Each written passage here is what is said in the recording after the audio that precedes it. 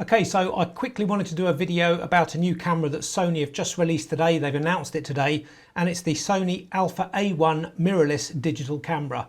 And it's their new flagship camera, and what a flagship it is. So I rarely use the term game changer. Things like the Canon 5D Mark II was a game changer because of the video. The Panasonic GH5 and things like that I thought was a game changer due to its massive feature set. The Sony, I think it was A7S II because it's a low light capability. These were all kind of game changer cameras, and this one's no exception. So if people like Canon and Panasonic have got cameras coming out in the future, in the near future, they're going to want to look at these specs and then have another look at their own camera to make sure they can match it, because these are pretty phenomenal. So I'll run through the highlights of the Sony A1 here. You've got a 50 megapixel full frame Exmor RS BSI CMOS sensor, great for stills photographers and for video, so we'll see that in a second.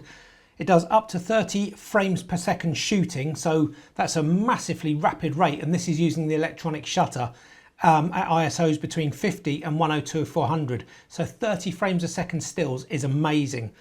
Then you've got 8K video shooting at 30 frames per second and 4K video at 120 frames a second.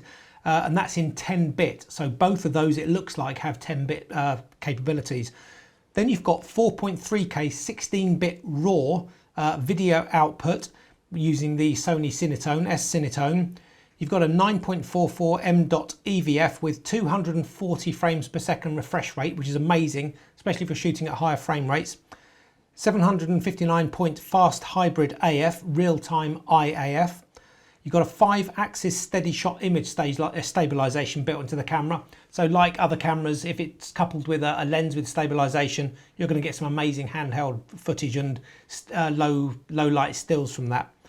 You've got a dual drive mechanical shutter at 400th of a second sync, 5 gigahertz MIMO Wi-Fi, 1000 base T Ethernet installation, and dual CF Express Type A/SD card slots.